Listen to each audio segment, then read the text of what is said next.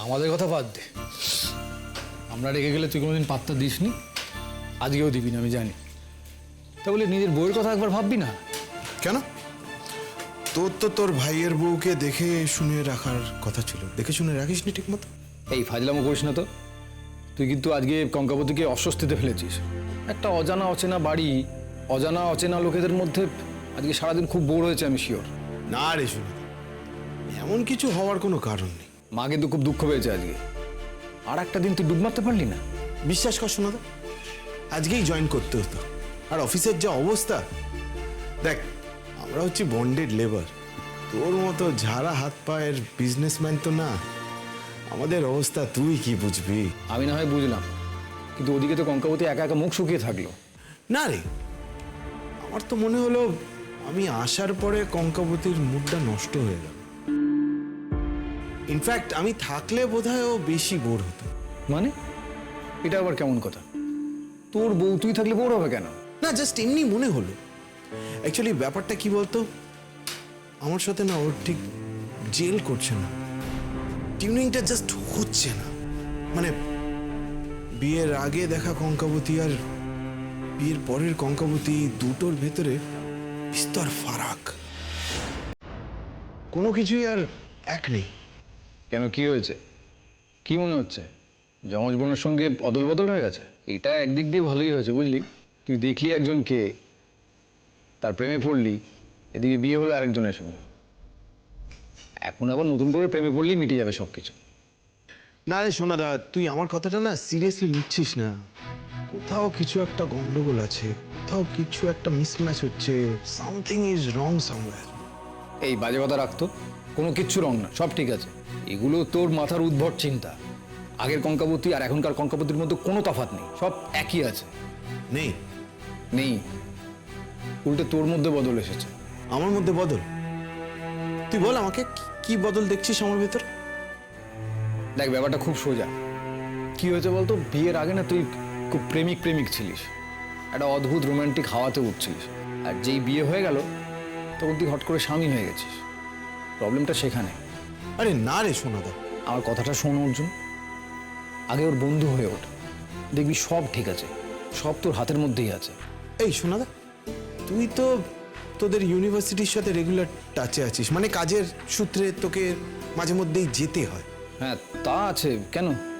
না মানে আমি ভাবছি কঙ্কাবতীকে তো কলেজের সবাই চিনতো, মানে ও তো প্রোগ্রামে নাচতো, তাই না? হ্যাঁ চিনতে বলেই মনে হয়। আচ্ছা, তুই ওর কোনো বয়ফ্রেন্ডের ব্যাপারে কোনোদিন কিছু শুনেছিস? এই আমাকে তুই কি ভেবেছিস বলতো? এই জুনিয়রদের এইসব খবর আমি রাখবো? একই এখন জুনিয়ররা সিনিয়রদের পাত্তা দেয় না, তারপর আবার যদি জানতে পারে না যে আমি এইসব খবর রাখছি, তাহলে আর দেখতে হবে না। না মানে আমি জাস্ট বলছি, তোর কোনোদিন কানে আসেনি কোনো কথা? কানে আসলে তোকে বলতাম না?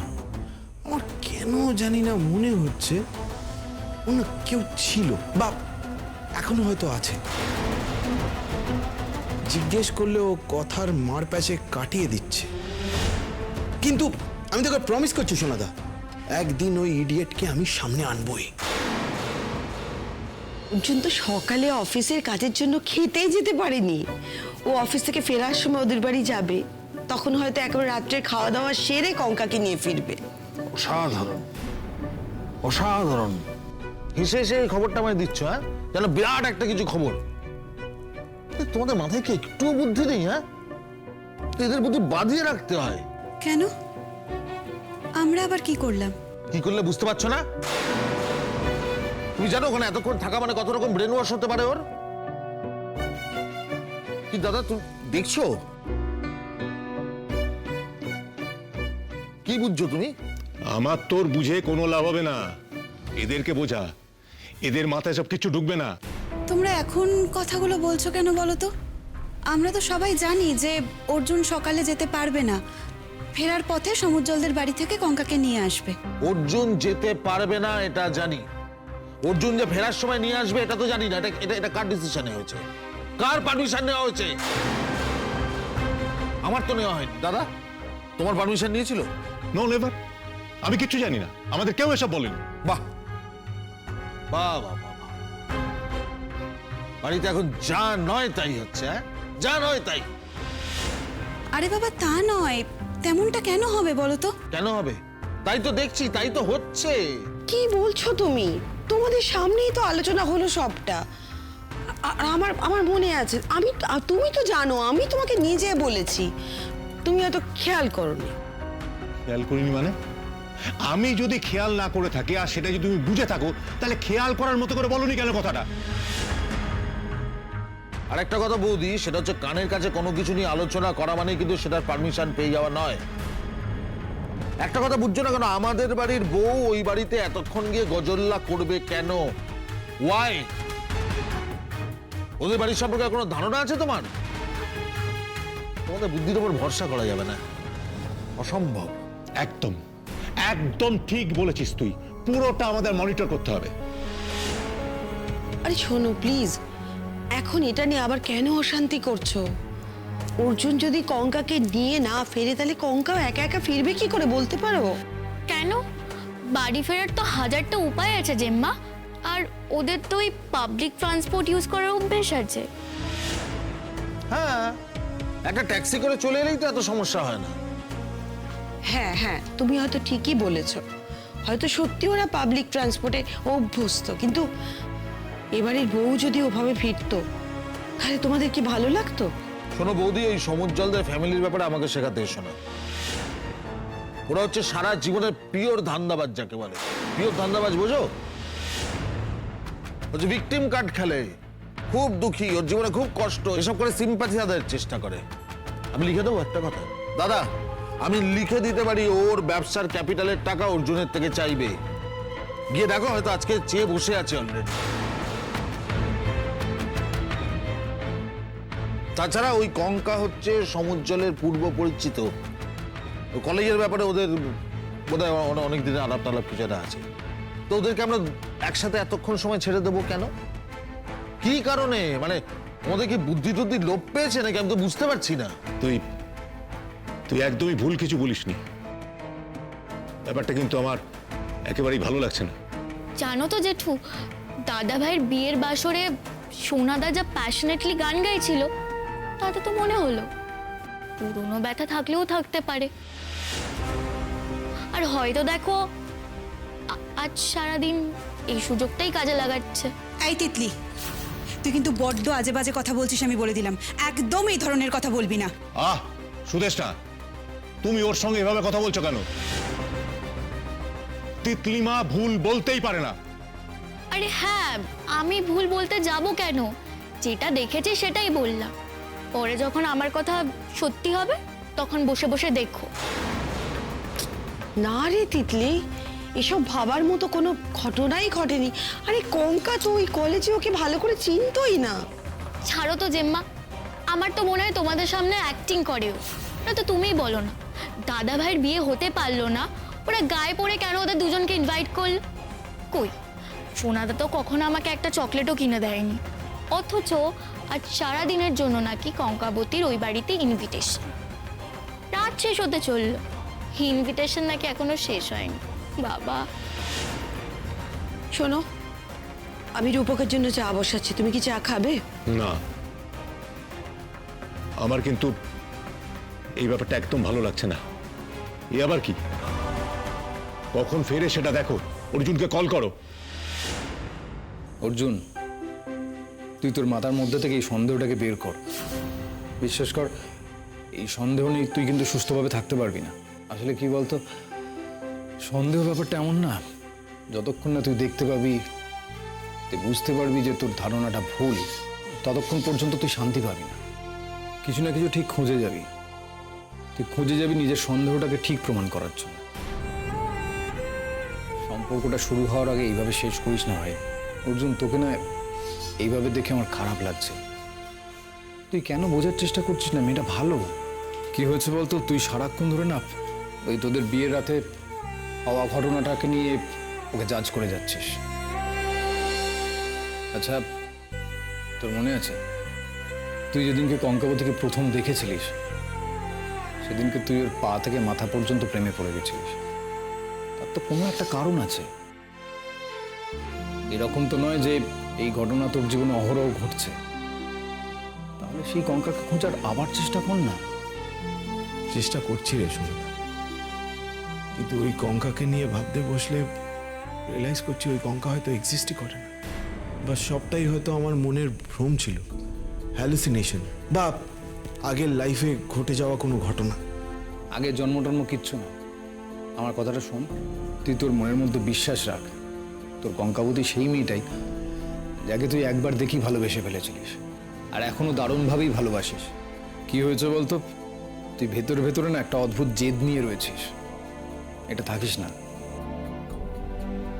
একবার ভেবে দেখ না, এই মেয়েটা ওর নিজের জগৎ ছেড়ে, নিজের বাবা মাকে ছেড়ে, নিজের আত্মীয় স্বজন, নিজের স্বাচ্ছন্দ্য ছেড়ে, সব কিছু ছেড়ে একদম একটা অন্য জগতে এসেছে।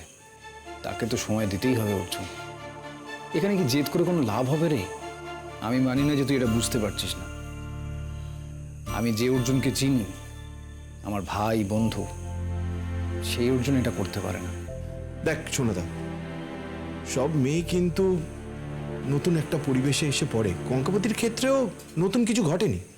দেখ, মেয়েরা জ্ঞান হওয়ার পর থেকে এরকম একটা ঘটনার জন্য তৈরি থাকে বা নিজেদেরকে তৈরি করে। কঙ্কাবতীর ক্ষেত্রে যদি সেটা না হয়ে থাকে, তাহলে সেটা কঙ্কাবতীর ভুল বা ওর বাবা মার ভুল, আমার নয়। কিন্তু অর্জুন, সবাই একরকম হয় না। জানি শোনাদা, বিয়ের আগে যেদিন আমরা কঙ্কাবতীকে দেখতে গেছিলাম, সেদিন বাবা, ছুটকা সবাই ওকে প্রশ্ন করেছিল যে ওর ফিউচার প্ল্যানটা কি। ও খুব ক্যাজুয়াল একটা জবাব দিয়েছিল, জানিস তো।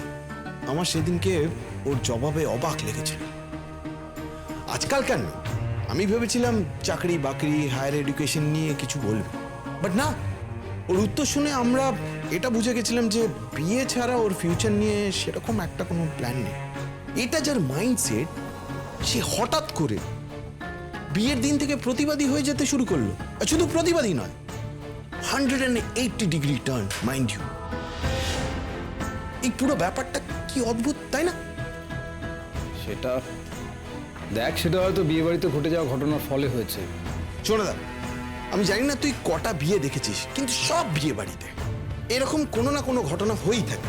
যে কোনো বিয়ে বাড়িতে ছেলের বাড়ির লোক মেয়ের বাড়ির লোককে দু চারটে কথা তো বলবেই। অনেক সময় মজার ছলেই বলে, আর স্পেশালি যখন দুটো স্ট্যান্ডার্ডে মিসম্যাচ থাকে। কিন্তু তার মানে এই নয় যে কোণে রেড়ে করে যায়। অর্জুন, আমি বুঝতে পারছি, কিন্তু না, তুই বুঝতে পারবি না, কারণ তুই ব্যাপারগুলো দেখিস নি।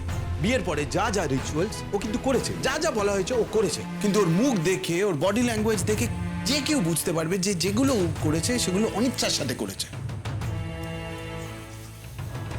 তোকে না আমার খুব অচেনা লাগছে রে অর্জুন। মানে কেন? দেখ অর্জুন, তোকে তো আজ থেকে দেখছি না। তোকে যা দেখেছি, তুই যে কোনো পরিস্থিতিতে খুব নর্মাল থাকিস। ক্যাজুয়াল থাকাটাই তোর স্টাইল।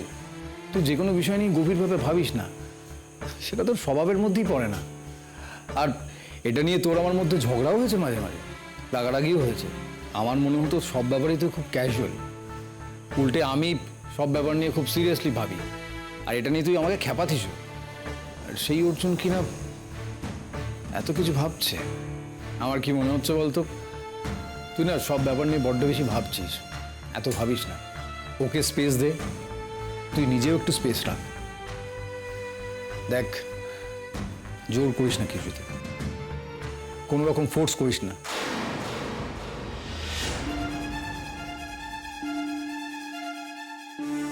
কঙ্কাবতী কি ফোর্স করার কথা কিছু বলেছে? মানে জোর করা হয়েছে এরকম কিছু বলেছে?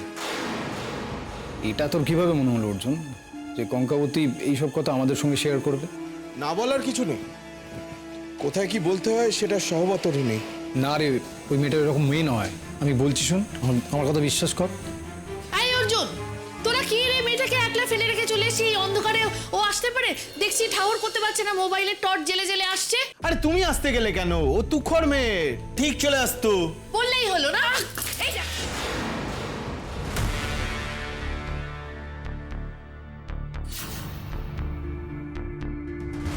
সরি। It's okay. আরে তুমি কি অন্ধ নাকি? দেখতে পাও না একটু হলে তো দুজনে মিলে উল্টে পড়তে। সরি। চলো। এই অর্জুন, এরপরে কিন্তু এরকম ঘোড়ায় জিন দিয়ে এলে চলবে না। সারাটা দিন দুজনকেই এখানে থাকতে হবে, মনে থাকবে? আচ্ছা ঠিক আছে কাকিমা, তাই হবে। আমি আসি এখন। আসি রে সোনাদা। সাবধানে চালাবি।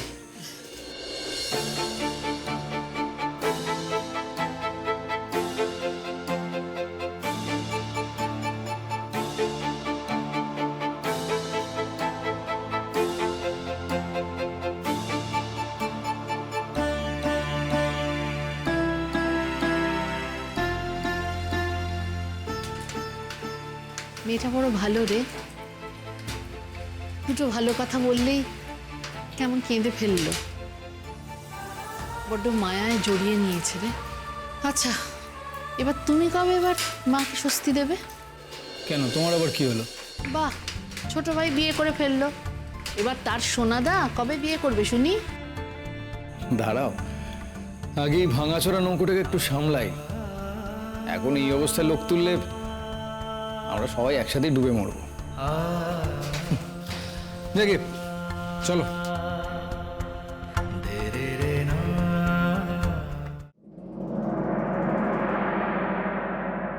হঠাৎ করে ঘড়িতে দেখি 5টা বেজে গেছে, তখনও আমার একটা মেজর মিটিং বাকি। কি আর করব, অব্রকে বললাম, ভাই তুই একটুখানি সামলে নে, নাহলে আমি আর বেরোতেই পারবো না। আমার বউটা বন্ধুর বাড়িতে একা একা আছে, মিস করছে হয়তো।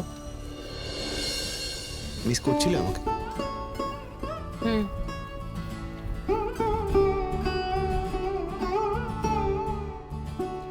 ওদিকে ঠিক কি কি আছে?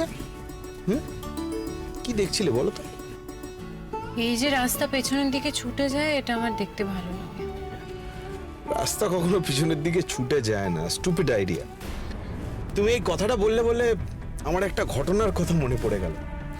কলেজের বন্ধুরা আমরা ট্রেনে করে ঘাটশিলা যাচ্ছিলাম, তো যেতে যেতে একজন বয়স্ক ভদ্রলোককে জিজ্ঞেস করেছিলাম যে ঘাটশিলা কখন আসবে। ভদ্রলোক ঘুরে তাকিয়ে আমাদের দিকে কি উত্তর দিয়েছিল জানো? বলেছিল, ঘাটশিলা আসবে না, এই ট্রেনটা ঘাটশিলা যাবে। রাস্তা যে পেছনের দিকে ছোটে না সেটা আমিও জানি অর্জুন, আমার এভাবে ভাবতে ভালো লাগে। তা কি করলে সারাদিন? কাকিমা আর ঠাম্মির সাথে গল্প করলে? তা সবকিছু ঠিকঠাক মতো ঢেলে দিয়েছো তো? না মানে এই দুদিন তোমার উপরে কি কি ফোর্স করা হয়েছে সব বলে দিয়েছো তো? কি হলো, তোমায় কিছু জিজ্ঞেস করছি তো, উত্তর দাও। আমি কি গল্প করেছি, কি বলেছি জানার যদি এতই কিউরিয়াসিটি থাকতো তাহলে তুমি থেকে যেতে পারতে, বা যদি চলে যাওয়ার ছিলই তাহলে একটা মাইক্রোফোন জাতীয় কিছু একটা রেখে দিতে পারতে, সবটা শুনতে পেতে। ইনফ্যাক্ট ভিডিও ক্যামেরাও রেখে দিতে পারতে, তাহলে সবটা দেখতে পেয়ে যেতে। তোমার এই সামান্য কথাটা বলতে এত আপত্তি কোথায়? আপত্তি হতো না যদি বুঝতাম তুমি আমার কথা বিশ্বাস করবে, স্যাটিসফাইড হবে, সন্দেহ করবে না। শেয়ার করতে আমার কোনোদিনই খারাপ লাগে না অর্জুন। ওকে ফাইন, তুমি বলো কি বলবে, আমি বিশ্বাস করব। বেশ, তবে বলছি শোনো। কাকিমা আমাকে আমার ছোটবেলা, আমার পড়াশুনো, নাচ গান সব কিছু নিয়ে প্রশ্ন করছিলেন। আমি কেমনভাবে বড় হয়েছি, আমার বাড়িতে কে কে আছে। কাকিমা খুব ভালো মানুষ, উনি মুখে বলেন না, কিন্তু উনি খুব স্ট্রাগল করেছেন। খুব ভালো মনের একজন মানুষ। আর ঠাম্মি একটু চুপচাপ, বেশি কথা বলে না, কিন্তু ওকে দেখলে বোঝা যায় জীবনে অনেক কিছু পেরিয়ে এসছে। হ্যাঁ, এ বাড়ির কথা কি বললা? কোন বাড়ি?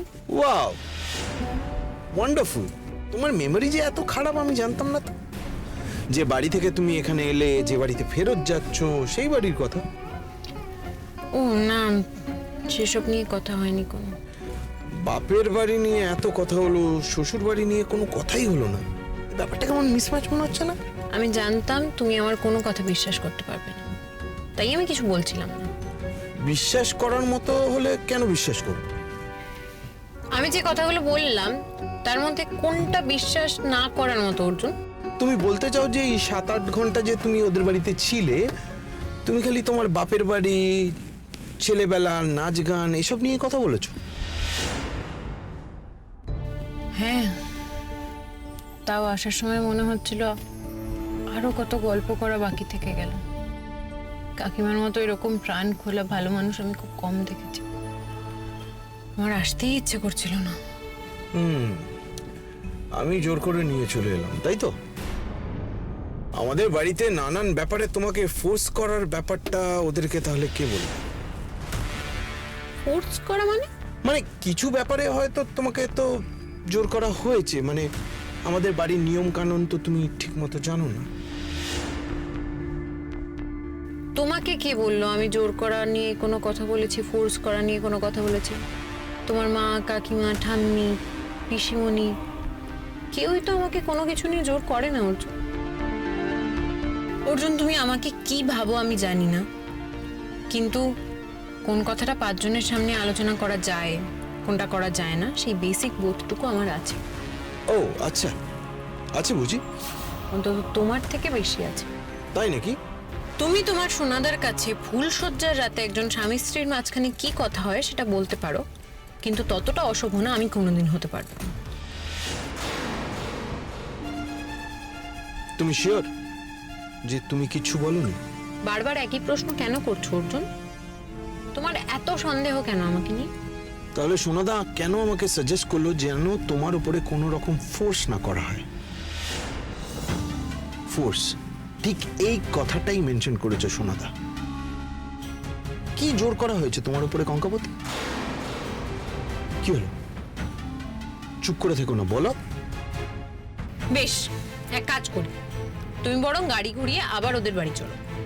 আমার সামনে দাঁড়িয়ে তোমার সোনাদাকে জিজ্ঞেস করো সে তোমাকে এই কথাটা কেন বলেছে, আর এক্স্যাক্টলি আমি বা সোনাদাকে কি এমন বলেছে। তুমিও জানতে পেরে যাবে কেন সে তোমায় এই কথাগুলো বললো। জিজ্ঞেস করো, চলো। থাক, তোমার সব কিছুতেই একটা অতি নাটকীয় রিয়াকশন দিতে হবে। এত ড্রামা করার কোনো মানে হয় না। It's okay,